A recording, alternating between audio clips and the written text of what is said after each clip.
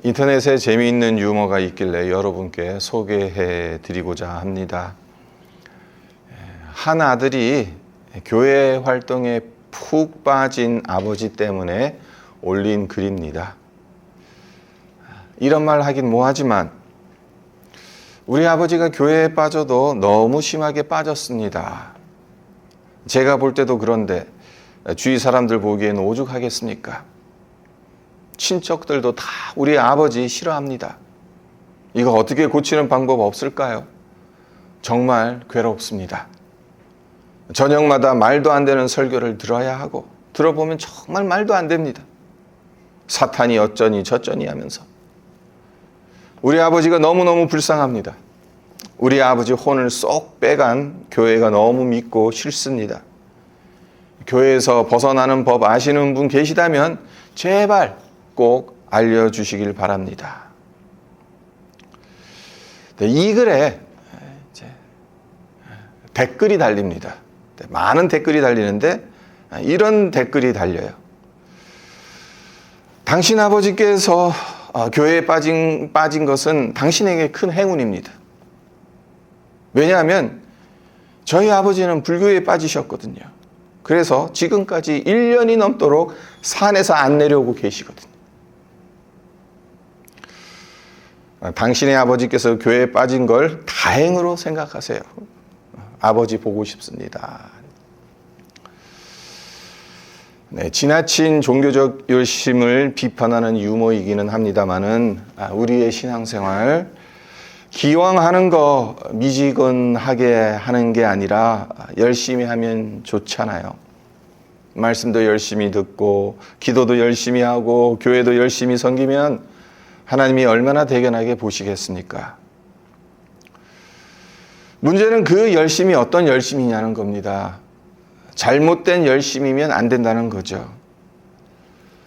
오늘 본문 말씀인 사도행전 22장 3절로 11절을 보면 사도 바울이 다메섹 도상에서 예수님을 만난 사건을 회상하며 회심하기 이전에 어떤 잘못된 종교적 열심을 갖고 있었는지에 대해 아주 상세하게 소개하고 있죠. 오늘 본문의 배경은 이렇습니다.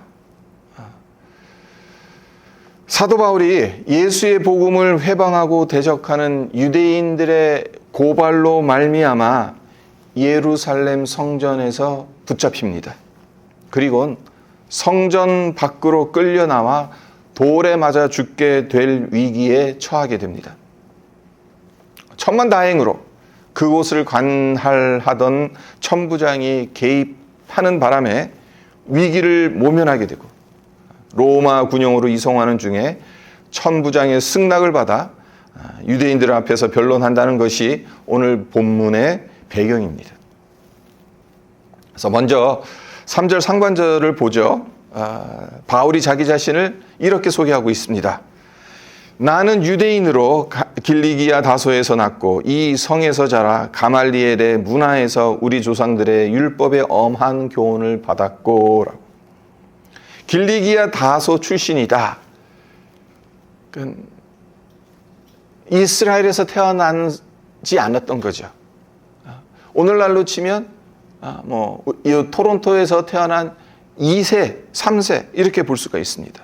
근데 그곳에서 자라면서 가말리엘 문화에서 율법을 배웠다고 하죠. 가말리엘이 어떤 사람입니까?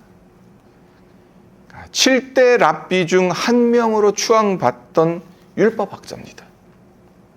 그 당시 유대 사회에서 가말리엘의 지위와 영향력은 실로 엄청났다고 합니다. 한 예로 사도행전 5장에 베드로와 사도들이 공회에 잡혀와 종교 재판에 넘겨지게 됩니다. 이때 가말리엘이 지혜로운 말로 대제사장과 유대인들을 설득합니다. 그리고 그 결과 제자들이 풀려납니다. 5장 38절과 39절에 가말리엘이 한 말이 나오는데 제가 읽어드리겠습니다. 이제 내가 너희에게 말하노니 이 사람들을 상관하지 말고 버려두라.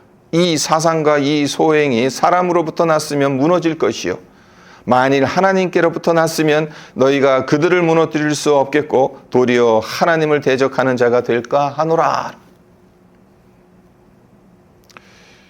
그러니까 유대인의 최고 지도자인 대제사장과 그곳에 모인 사람들, 가말리엘의 이 말을 듣고 맞거든요.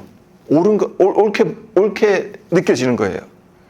그래서 사도들을 불러들여서 채찍질합니다. 그리고 예수의 이름으로 말하는 것을 금하고 놓아줍니다. 그렇게 사건이 종결됩니다. 그러니까 가말리엘의 의견을 청종하고 따를 만큼 가말리엘의 영향력이 상당했다는 증거입니다. 그런 가말리엘에게서 율법을 배웠으니까 사도 바울이 율법에 얼마나 정통했을까 짐작이 되죠. 그리고 3절 하반절과 4절 보면요. 오늘 너희 모든 사람처럼 하나님께 대하여 열심히 있는 자라. 내가 이 돌을 박해하여 사람을 죽이기까지 하고 난녀를 결박하여 옥에 넘겼노니. 종교적 열심이 얼마나 대단했으면 예수 믿는 사람들을 결박해서 옥에 넘깁니다. 죽이기까지 했다라고 말합니다. 그리고 5절도 보면 이에 대제사장과 모든 장로들이 내 증인이라. 또 내가 그들에게서 다메섹 형제들에게 가는 공문을 받아가지고 거기 있는 자들도 결박하여 예루살렘으로 끌어다가 형벌받게 하려고 가더니. 그러니까 이 일의 대제사장과 모든 장로들이 나의 증인이다라는 이 말 무슨 의미겠습니까? 바울이 유대교의 미래를 책임질 차세대 주자로 인정받았다는 의미입니다. 실제로 그가 종교 지도자들의 인정을 받지 못했다면 다메섹에 있는 예수 믿는 자들을 체포할 권한을 부여받지 못했을 겁니다. 그 무엇보다도 그의 종교적 열심을 가장 확실하게 보여주는 사건은 핍박을 피해 도망간 예수쟁이들을 체포하기 위해 다메섹까지 쫓아간 사건이겠죠. 예루살렘에서 다메섹까지의 거리가 한 200km 정도 된다고 해요. 걸어서 가면 최소 4일은 걸리는 길입니다. 그 길이 어떤 길이겠습니까?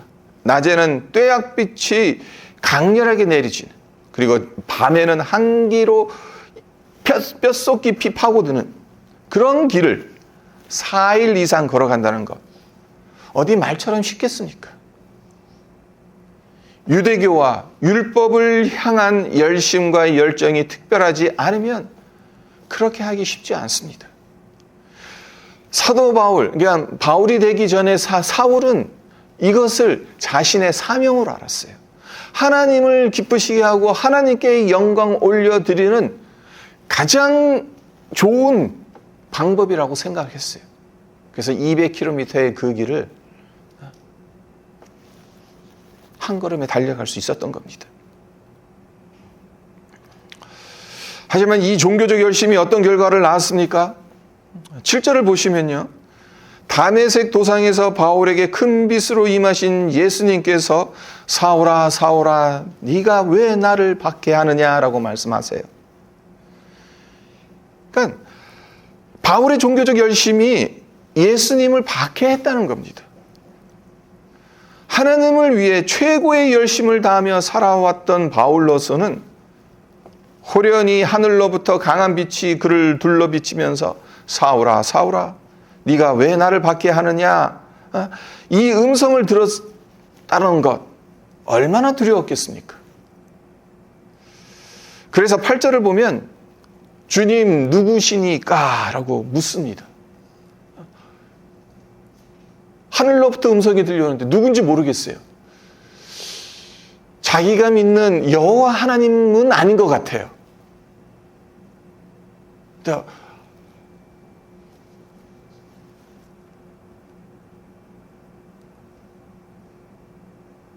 분명히 하늘에서 들려오는 그 음성은 내가 왜 나를 박해하느냐라고 하였기 때문에 바울 입장으로는 내가 하나님을 박해한 적이 없다 생각을 했겠죠. 그래서 하나님은 아닐 텐데 그래서 두려운 마음으로 당신은 누구십니까? 라고 물은 거죠. 흥미로운 점은요, 이렇게 놀라고 당황하는 그 순간에도 바울은 여전히 열심으로 똘똘 뭉쳐 있었다라는 점입니다. 어디에서 그 사실을 발견할 수 있냐면요, 10절 상반절입니다. 내가 이르되 주님 무엇을 하리이까? 그러니까 예수님을 처음 만나고 나서 첫 번째로 했던 질문은 주님 당신이 누구십니까? 라는 질문을 했고, 그 다음에 이제 예수님께서 나는 네가 박해하는 나사렛 예수라고 말씀하시니까 사도 바울이 그러면 내가 무엇을 해야 하겠습니까? 라는 질문을 던지죠. 그러니까 바울의 열심이 얼마나 대단하면 하늘에서 음성이 들려오자마자 내가 무엇을 하리까? 라는 질문을 던질 수 있었겠냐는 겁니다.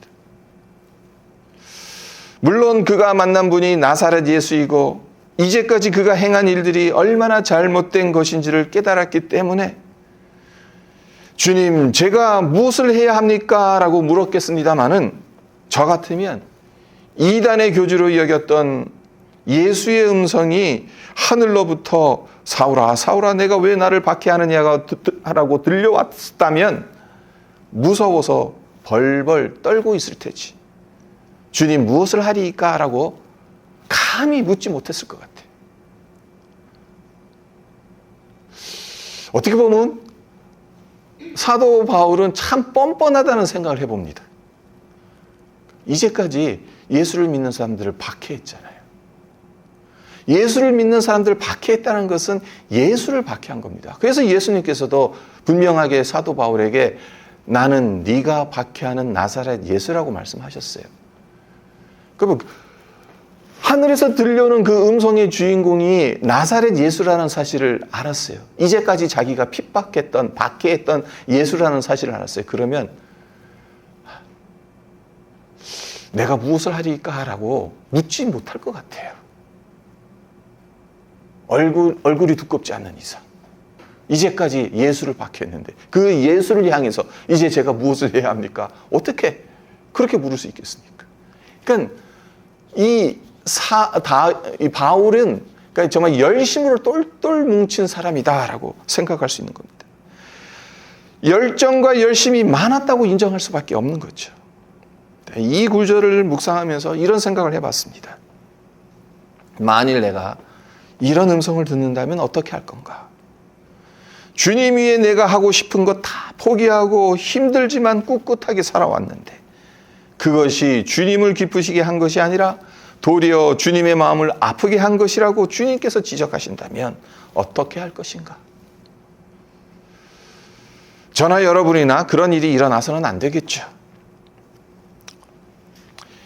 여기서 잠깐 화제를 바꾸겠습니다. 예수를 만나기 이전엔 바울이 예수를 박해했고 예수님은 바울에게 박해를 받는 입장이었죠. 하지만 예수님을 만난 이후 바울이 예수님 때문에 그가 속해 있던 유대교로부터 박해를 받아야 되고 예수님은 이 모든 상황을 주도하시게 됩니다. 그러니까 입장이 바뀌어진 거예요. 자, 그렇다면 예수님을 바울을 주도적으로 사용하실 분답게 멋지게 소개하면 얼마나 좋습니까? 그래서 창세기 17장 1절을 보면 창세기 기자는 아브라함에게 나타나신 하나님을 전능한 하나님으로 소개합니다. 그리고 출애굽기 13장 14절에선 모세에게 나는 스스로 있는 자니라 라고 하나님 자신을 밝히십니다. 선지서에선 주로 만군의 여호와 하나님으로 소개하죠. 이적과 기적을 행하시고 하늘과 땅을 주관하시고 나라들을 다스리시고 모든 신들을 총동원해도 전혀 대적할 수 없는 유일하신 하나님, 전능하신 하나님으로 구약에선 소개하고 있다는 겁니다. 근데 지금 오늘 본문 사도행전 22장 2절에서 예수님은 당신 자신을 어떤 식으로 소개하고 있습니까? 이렇게 멋들어지게 소개하고 있지 않습니다. 전능한 하나님으로 소개하고 있지 않습니다. 만군의 주 여호와 이런 식으로 소개하고 있지 않습니다. 박해받는 예수다, 나사렛 예수다라고 소개하고 있다는 겁니다. 바울이 만난 분이 그와 유대교 지도자들이 박해했던 예수라는 사실, 이것을 유대인들이 들었을 때 어떤 생각을 했을까? 한번 생각해 보세요. 앞서 말씀드렸다시피 바울은 유대교의 미래를 책임질 전도 유망한 사람이었습니다. 그런 바울이 이제 유대교를 배신한 거예요. 한마디로 변절자가 된 겁니다. 기껏 변절자가 됐어요. 그리고 섬긴다는 그 사람이, 그 주체가 누굽니까? 십자가에 처형당한 나사렛 예수라고 바울의 입으로 유대인들을 향해서 말하고 있어요. 그러니 얼마나 기가 막히고 얼마나 기분이 상하겠냐는 거예요. 하지만 예수가 신성모독죄를 범한 이단 교주인 줄로만 알았던 바울에게 그 생각이 잘못된 것이고 그분이 하나님의 아들이셨음을, 예수 믿는 사람들을 박해하는 것이 하나님을 박해하는 것이었음을 깨닫게 되는, 그래서 그의 가치관과 삶을 송두리째 바뀌게 되었으니까 얼마나 소중한 만남이었겠습니까? 자, 원래 주제로 돌아가서 바울이 왜 회심하기 전에 종교적 열심을 이런 식으로 소개하고 있는 것이겠습니까? 자랑하기 위해서입니까? 아니잖아요. 잘못된 열심이었음을 알려주기 위함입니다. 바울의 열심은 마치 묻지도 따지지도 않는 닥치고 충성이다라고 볼 수 있습니다. 바울은 자신의 과거를 회상하며 자신의 어리석음과 미련함을 고백하면서 나는 닥치고 충성했다라는 말을 하는 겁니다. 열심과 충성에 대한 인식에 있어 성경적 가치관과 세상의 가치관은 많이 다릅니다. 세상적 가치관에서 보자면 열심히 충성하는 것은 어떤 목적을 이루어가는 과정이고 수단입니다. 그래서 열심히 충성을 했으면, 무언가를 열심히 했으면 그에 상응하는 보상이나 결과가 있을 것을 기대합니다. 하지만 성경적 가치관은 그렇지 않습니다. 이 열심, 충성을 어떤 식으로 봅니까? 은혜를 받고 성령을 따라 행하면 자연스럽게 맺혀지는 성령의 열매로 봅니다. 그래서 사도 바울은 다메섹 도상에서 예수님을 만난 이후 그 이전의 종교적 열심과는 비교가 안 될 열심으로 예수님을 섬겼는데도 본문 어디를 찾아봐도 그런 것들을 언급하지 않습니다. 그러니까 회심하기 이전의 종교적 열심은 아주 상세하게 소개하고 있죠. 잘못된 열심이라는 것을 밝히기 위해서. 하지만 회심하고 나서 예수님 믿고 난 후에도 그 이전보다 사실 더 큰 열심으로 예수님을 섬기지 않았습니까? 근데 그 부분에 대해서는 언급을 하지 않아요. 그동안 행한 일들이 무엇이며 업적이 무엇이며 하나님께 충성한 내용, 하나님을 영화롭게 한 목록을 조목조목 언급해야 율법을 무시하지 않았다는 사실을 증명할 수 있는데도 사도 바울은 그렇게 하지 않았습니다. 바울은 내가 달라졌다는 것을 강조하고 있지 않는 겁니다. 주님께서 하셨다는 것을 강조하고 있는 겁니다. 자기가 열심을 내어 하나님을 찾아간 것이 아니라 주님께서 그를 찾아오셨다라고 말하고 싶었던 겁니다. 네, 성경은 하나님의 일하심에 초점을 맞춥니다. 하나님을 향한 인간의 열심, 그리고 하나님을 위한다는 명분이 아닌 그 반대로 인간을 향한 하나님의 열심을 강조합니다. 10절 하반절로 넘어갑니다. 바울이 무엇을 해야 하냐? 주님께 물으니까 예수님께서 하신 말씀이 무엇입니까? 주께서 이르시되 일어나 다메섹으로 들어가라. 내가 해야 할 모든 것을 거기서 누가 이르리라. 다메섹으로 들어가라. 그러면 내가 해야 할 모든 것을 어느 누군가를 통해 알려주겠다는 말씀이죠. 이 말씀이 의미하는 바가 무엇이겠습니까? 바울이 다메섹에 온 목적이 이제 완전히 바뀌게 됐다는 의미죠. 다메섹에 온 목적이 원래 무엇입니까? 예수쟁이들 체포하기 위해서잖아요. 하지만 이 원래 목적이 주님의 음성을 들은 이후 휴지 조각이 됐죠. 그리고 주님께서 그를 통해 하실 일들을 알기 위해 다메섹으로 들어가게 된다는 것. 그렇습니다. 주님을 만나면 삶의 목적이 달라집니다. 동일한 곳에 가는 것 같아도 가는 이유와 의도가 달라집니다. 왜 그렇습니까? 주님의 뜻, 그리고 주님이 원하시는 것을 알게 되기 때문에 그렇죠. 우리의 삶도 마찬가지입니다. 주님의 뜻을 알기 전과 알고 난 이유는 이거는 완전히 다릅니다. 주님의 뜻을 알기 이전엔 내가 가고자 하는 그 목적지가 내 개인적인 이익을 위해서, 그 목적을 위해서 가게 됩니다. 하지만 하나님의 뜻을 알게 되면 하나님의 뜻을 위해서 그 목적지로 가게 되는 거죠. 왜 일을 합니까? 먹고 살기 위해, 아니면 성공하기 위해, 잘 살기 위해 일합니까? 물론 이런 이유들 일해야 하는 중요한 이유이긴 합니다. 우리가 먹고 살아야죠. 성공해야죠. 잘 살아야죠. 그래서 열심히 일해야죠. 하지만 만약 이 이유가 전부라면 문제가 있다는 겁니다. 주님을 제대로 만났는지 우리 자신을 확인할 필요가 있다는 겁니다. 주님, 제가 무엇을 해야 합니까? 라고 여쭤봐야 한다는 겁니다. 우리 역시 세상 사람들과 똑같이 일해야 합니다. 하지만 그 목적은 달라야죠. 주님께서는 나를 통해 하실 일들이 무엇인지 알아야죠. 11절입니다. 나는 그 빛의 광채로 말미암아 볼 수 없게 되었으므로 나와 함께 있는 사람들의 손에 끌려 다메섹에 들어갔노라. 바울이 주님의 명령대로 다메섹으로 들어가기는 합니다마는 어떻게 들어갑니까? 큰 빛의 광채로 인하여 시력을 상실하게 되어서 자기 발로 들어가지 못하죠.